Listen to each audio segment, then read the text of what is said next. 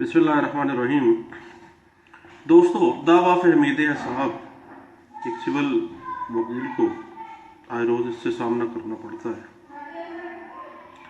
फहमीद हिसाब का दावा सिर्फ इसी सूरत में किया जा सकता है जब मदई को हिसाब किताब ऐसी फर्म जिसका वो पार्टनर था, हिस्सेदार था, या ऐसी जायदाद जिसका वो हिस्सेदार था, उसके हिसाब किताब का उसको इल्म नहीं है, देन वो उसके पास लोकस स्टैंडाई हासिल है उसको कि वो दावा फहमीद हिसाब करे।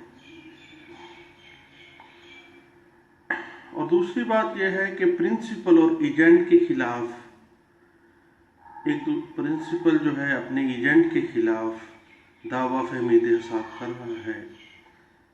अगर एजेंट जो है प्रिंसिपल को बाकायदा हिसाब किताब ना दिखा रहा हो, हिसाब किताब वाज़ेह ना कर रहा हो, ये बात कही गई 1983 PLD कराची हाई कोर्ट का फैसला है, पेश है 253 में।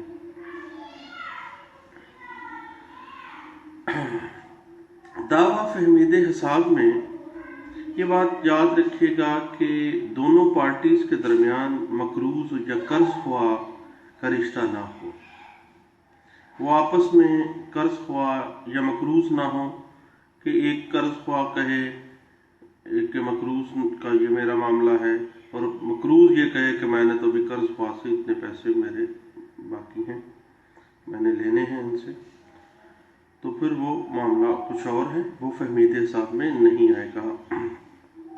और अगर कोई ट्रस्टी ट्रस्ट के हिसाब किताब में हेरा फेरी करता है या वो हिसाब किताब को वाज़ेह नहीं कर रहा, देन उस ट्रस्टी के खिलाफ बाकायदा दावा फहमीद हिसाब किया जा सकता है। ये बात वाज़ेह की गई 1993 MLD पेश है 1244 में। किसी फर्म का, किसी जायदाद का एक हिस्सेदार जो है वो दूसरे हिस्सेदार के खिलाफ दावा फहमीद हिसाब कर सकता है, चाहे वो कारोबार में हिस्सेदार है या किसी मुश्तरका जायदाद में हिस्सेदार है। ये ज़रूरी है कि मदई को हिसाब किताब का इल्म वाज़ेह ना हो, उसको पता ही ना हो कि हिसाब किताब क्या चल रहा है। और अगर मदई को हिसाब किताब मालूम हो तो फिर उसको रिकवरी सूट में जाना चाहिए, दावा फहमीद हिसाब में नहीं आ सकता। दावा फहमीद हिसाब सिर्फ उसी सूरत में किया जा सकता है जब मदई को हिसाब किताब उस कारोबार का या उस मुश्तरका जायदाद का पता ही ना हो। अगर पता है देन वो रिकवरी सूट में जाएगा, उस अमाउंट को, उस रकम को वो रिकवर करने की कोशिश करे, ना कि वो दावा फहमीद हिसाब में आए। और उसके बाद अगर हम दावा फहमीद हिसाब करते हैं तो उसमें तकर्री रिसीवर जो है वो भी उसकी एप्लीकेशन दे सकते हैं और उस हवाले से इब्तदाई और फाइनल डिग्री जो है वो सादर की जाएगी रिसीवर के अपॉइंटमेंट के हवाले से। और एक और बड़ी अहम बात है कि अगर कोई हिस्सेदार, किसी कारोबार का कोई हिस्सेदार या मुश्तरका जायदाद का कोई हिस्सेदार वफात पा गया है और उसके वारसान को हिसाब किताब का इल्म नहीं है, तो देन उसके वारसान जो हैं वो दावा फहमीद हिसाब अपने वारिस की, अपने जो फौत होने शुदा है आदमी, उसकी तरफ से उसके वारसान दावा दायर कर सकते हैं। तो दावा फहमीद हिसाब के ऊपर court fees act section 7 sub section 4 class 1 court fees का इतलाक होगा। जितनी मालियत का दावा किया जाएगा उसी के मुताबिक कोर्ट फीस लगेगी, यानी कोर्ट फीस जितने मालियत का आपका अकाउंट्स का बाबत है वो उतनी ही आपने करनी है। और इसमें आम तौर पे हम लोग जो प्रे करते हैं वो यही करते हैं कि कोर्ट फीस बाद फहमीद हिसाब अदा कर दी जाएगी, कि जब फहमीद हिसाब हो जाएगा, जब वाज़ेह हो जाएगा कि कितनी अमाउंट है, फिर उस मालियत के मुताबिक कोर्ट फीस अदा कर दी जाएगी। दावा फहमीद हिसाब पे लिमिटेशन एक्ट आर्टिकल 188 और 189 का इतलाक होता है।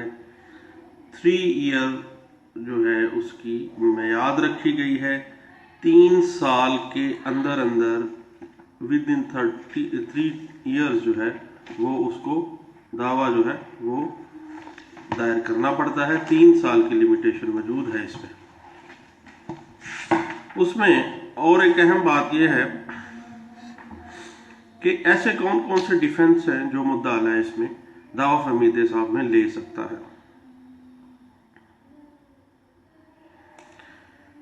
उसमें पहली बात तो ये कह सकता है कि फर्म जो है वो डिसॉल्व हो चुकी है और माबैन फ्रीकैन हिसाब किताब भी हो चुका है और मदई जो है वो बमा मुनाफा तमाम रकम वसूल भी कर चुका है। ये पहला डिफेंस उसका ये होगा मुद्दा का। बल्कि उसके बाद मुद्दा ये भी कह सकता है कि मुद्दा के पास तो कोई अकाउंट कोई हिसाब किताब है ही नहीं, तमाम हिसाब किताब तो मदई के पास है, बल्कि ये उल्टा मेरे ऊपर इसने चढ़ाई कर दी है और दावा फहमीद हिसाब कर दिया है। और अगर प्रिंसिपल एंड एजेंट का मामला हो माबैन फ्रीकैन, देन फिर वो इस रिश्ते से ही इनकार हो जाएंगे। मुद्दा है वो कहेंगे कि जनाब कोई रिश्ता ही नहीं है, कोई प्रिंसिपल और एजेंट वाला कोई मामला ही नहीं है, हिसाब किताब किस चीज़ का किया जाए, साफ इनकार हो जाता है।